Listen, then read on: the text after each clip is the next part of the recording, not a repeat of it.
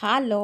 Welcome to G3K's little chef channel. இன்றைக்கி என்ன பார்க்க போகிறோம் அப்படின்னா, வடைக்கறி. சைதாப்பேட்டையில் ஃபேமஸான வடைக்கறி. பட் என்னோடய ஸ்டைலில் நான் பண்ண போகிறேன். அதுக்கு நான் 1½ கப் அளவுக்கு கடலைப்பருப்பு எடுத்திருக்கேன். எடுத்து கரெக்டாக அது தண்ணி முழுங்குற அளவுக்கு நீங்கள் தண்ணி ஊற்றி மூடி வச்சுருங்க. அட்லீஸ்ட் மினிமம் 1 ஹவர் ஊறணும். பட் நான் இன்றைக்கி 2 மணி நேரம் ஊற வச்சுருக்கேன். ஊறுற வரைக்கும் நம்ம வெயிட் பண்ணுவோம். இந்த வடைக்கறிக்கு நம்ம ஒரு மசாலா அரைக்கணும். அதுக்கு நான் ஒரு கடாயில் 1 டேபிள் ஸ்பூன் அளவுக்கு எண்ணெய் சேர்த்துருக்கேன்.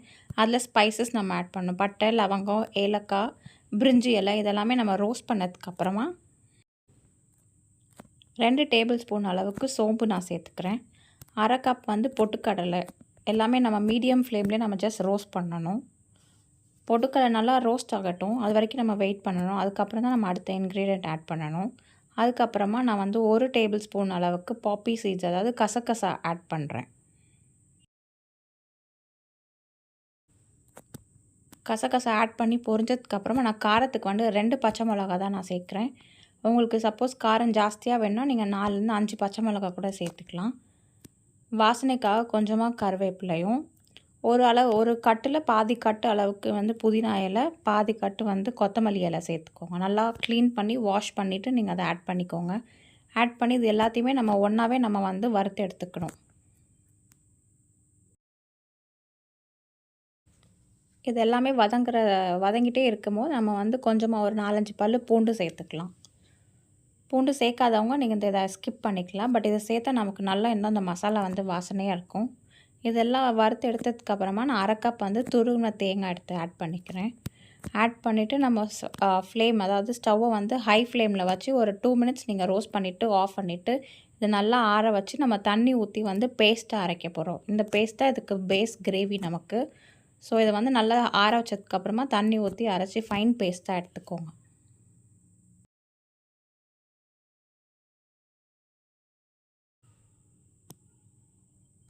ரெண்டு மணி நேரம் கழித்து பார்த்தீங்கன்னா கரெக்டாக எனக்கு கடலைப்பருப்பு ஊறியிருக்கு. சப்போஸ் உங்களுக்கு சீக்கிரம் டைம் இல்லை, சீக்கிரம் உங்களுக்கு பண்ணால் நீங்கள் சுடு தண்ணி ஆட் பண்ணி நீங்கள் ஊற வச்சுக்கலாம். இப்போ ஊறின கடலைப்பருப்பு எடுத்து ஒரு மிக்ஸி ஜாரில் போட்டுட்டு அதோடு சேர்த்து சோம்பு 1 டேபிள் ஸ்பூனும் 2லேருந்து 3 காஞ்ச மிளகாய் சேர்த்து நல்லா கொரன்னு அரைக்கணும். இதில் தண்ணியை நம்ம ஊற்றக்கூடாது. தண்ணி ஊற்றினா நமக்கு வராது. அதனால் தண்ணி ஊற்றாமல் நல்லா ஃபைன் பேஸ்ட்டாக நீங்கள் அரைச்சி எடுத்துக்கோங்க.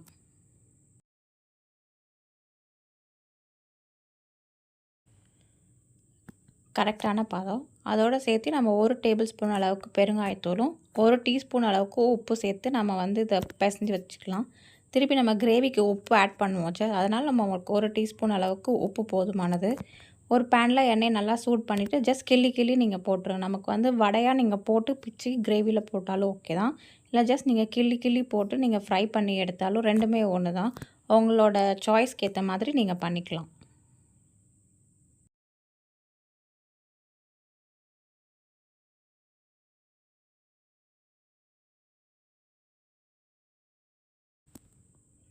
எண்ணெய் சூடு மிதமான இதில் இருக்கணும். ரொம்ப நீங்கள் ஹையில் வச்சிட்டிங்கன்னா நமக்கு டக்குன்னு கருகிடும், உள்ளே வேகாது. 2 பக்கமும் நல்லா திருப்பி போட்டு நீங்கள் நல்லா வேக வச்சு எடுத்துக்கோங்க. நம்ம வடைக்கறி பண்ணுறோன்றதுனால நல்லா கிறிஸ்பியாக வரணுன்ற அவசியம் இல்லை. ஜஸ்ட் வெந்தால் மட்டும் போதும். நமக்கு கோல்டன் ப்ரௌன் அளவுக்கு வறுக்கணும்னு அவசியம் இல்லை.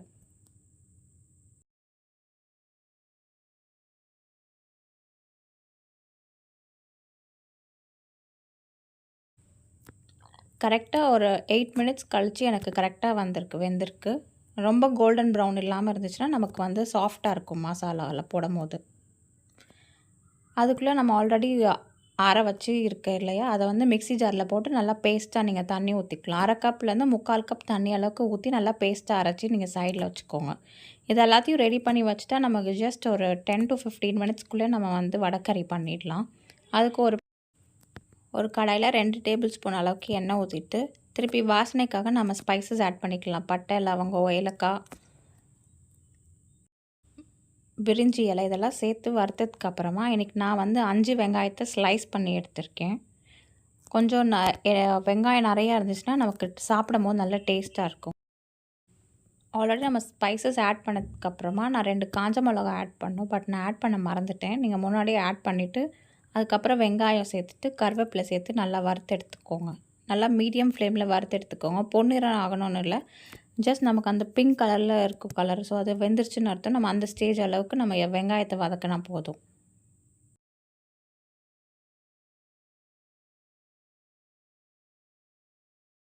வெங்காயம் நல்லா வதங்கினதுக்கப்புறமா 2 டேபிள் ஸ்பூன் அளவுக்கு இஞ்சி பூண்டு பேஸ்ட்டு சேர்த்துக்கோங்க. சேர்த்து பச்சை வாசம் போகிற வரைக்கும் நல்லா வதக்கி எடுத்துக்கோங்க.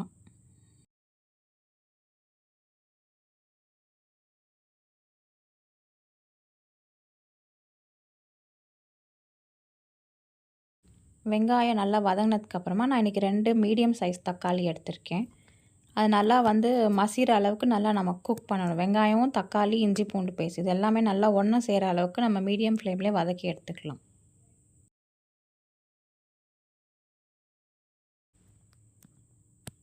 வெங்காயம் தக்காளி மசாலா நல்லா வெந்ததுக்கப்புறமா கலரு அண்ட் காரத்துக்கு ஏற்ற மாதிரி நான் 1 டேபிள் ஸ்பூன் அளவுக்கு காஷ்மீரி சில்லி பவுடர் சேர்த்துக்கிறேன்.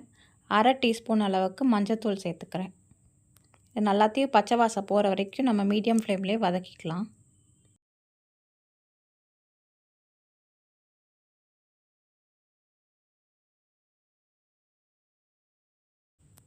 ஒன்ஸ் பச்சை வாசம் போனதுக்கப்புறமா நம்ம ஆல்ரெடி வதக்கி வச்ச பேஸ்ட் இருக்குது இல்லையா, அதையும் ஆட் பண்ணி நம்ம மசாலாவோட நல்லா மிக்ஸ் பண்ணி எடுத்துக்கலாம். மிக்ஸ் பண்ணி எடுத்ததுக்கப்புறமா நீங்கள் 1 லிட்டர் அளவுக்கு தண்ணி ஊற்றிக்கோங்க.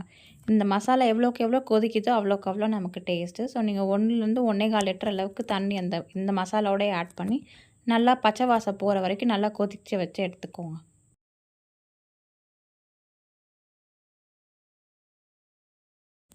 தண்ணி ஆட் பண்ணி நல்லா 10 நிமிஷத்துக்கு மீடியம் ஃப்ளேம்லேயே இது குக் ஆகட்டும்.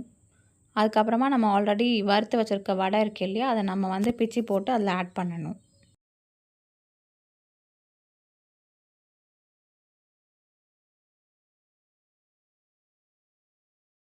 ஃப்ளேமில் நல்லா கொதிச்சிருச்சு. இப்போ நம்ம ஆல்ரெடி வறுத்து வச்சுருக்க வடை எல்லாத்தையுமே அதில் ஆட் பண்ணிடலாம். ஆட் பண்ணிவிட்டு நல்லா மிக்ஸ் பண்ணிகிட்டே இருங்க. அது எவ்வளோக்கு எவ்வளோ அந்த மசாலாவில் வடை ஊறுதோ அவ்வளோக்கு அவ்வளோ நமக்கு சாஃப்ட் ஆகும். ஸோ இன்பிட்வீன் நம்ம ஸ்பூன் வச்சு இன்பிட்வீன் நல்லா குத்தி விட்டிங்கன்னா அதுவே நமக்கு அப்படியே கரைஞ்சி உடஞ்சி அந்த மசாலாவோட நல்லா பிளெண்ட் ஆகிடும். இது கூட நான் 1.5 டேபிள் ஸ்பூன் அளவுக்கு உப்பு சேர்த்துக்கிறேன். ஆல்ரெடி நம்ம வடையில் போட்டதுனால கிரேவிக்கு இது உப்பு போதுமானது. இப்போ எல்லாத்தையும் நல்லா மிக்ஸ் பண்ணி ஒரு மூடி போட்டு மூடிட்டு ஒரு 10 நிமிஷம் அளவுக்கு நம்ம ஸ்லோ ஃப்ளேம்லேயே குக் பண்ணலாம்.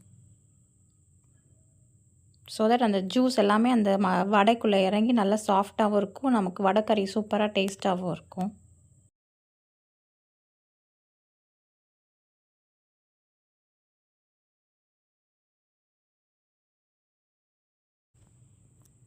கடைசியாக 10 நிமிஷம் கழித்து நமக்கு ஃப்ரெஷ்ஷான மல்லி இலை நல்லா நறுக்கி எவ்வளோ உங்களுக்கு டேஸ்ட்டுக்கு ஏற்ற மாதிரி நீங்கள் ஆட் பண்ணிக்கோங்க. ஆட் பண்ணால் நமக்கு அந்த கிரேவி இன்னும் நல்லா டேஸ்ட்டாகவும் நல்லா வாசனையாகவும் இருக்கும். ஒரு லாஸ்ட்டாக ஒரு ஹை ஃப்ளேமில் ஒரு 5 நிமிஷம் போல் கொத்தமல்லி இலை போட்டு நல்லா ஒரு வதக்கி குக் பண்ணி எடுத்துட்டா நமக்கு அட்டகாசமான வடைக்கறி சைதாப்பேட்டை ஸ்டைலில் ரெடி.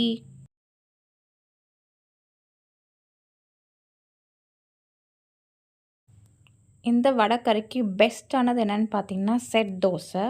நீங்கள் இட்லி, சப்பாத்தி, தோசை எல்லாத்துக்குமே நீங்கள் வச்சு சாப்பிடலாம். அட்டகாசமான வடைக்கறி என்னோடய ஸ்டைலில் ரெடி. இந்த வீடியோ உங்களுக்கு பிடிச்சிருந்துச்சின்னா லைக் பண்ணுங்கள், ஷேர் பண்ணுங்கள், சப்ஸ்கிரைப் பண்ணுங்கள் அண்ட் கண்டிப்பாக நீங்கள் ட்ரை பண்ணிவிட்டு கமெண்ட்டில் சொல்லுங்கள். தேங்க்யூ. பாய்.